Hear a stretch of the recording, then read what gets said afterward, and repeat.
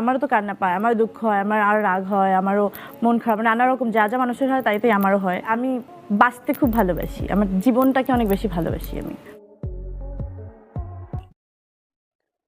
ঘটনা সত্য, নতুন প্রেমের কারণে শরীফুল রাজের ঘর ত্যাগ করেছেন পরীমনি। নতুন সম্পর্কে জড়িয়েছেন, আবারও আলোচনায় টপ লাইনের জায়গা করে নিয়েছেন পরীমনি। শরীফুল রাজের সাথে তার বিচ্ছেদ সময়টি প্রায় 2 বছর হতে চলেছে। দীর্ঘদিন সিঙ্গেল অন্দিকে থাকার পর একবার অন্দিকে ঠিকই ভীষণ থেকে পার্টনার অন্দিকে খুঁজে নিয়েছেন পরীমনি। রাজের সাথে অন্দিকে পরীমনির বিচ্ছেদের কারণ হিসাবে অন্দিকে সম্পূর্ণ ভাবে ঘোষণা রূপ করা হয়েছিল রাজকেই, কিন্তু সেই প্রসঙ্গে আবারও উঠে আসলেন নতুন প্রশ্ন।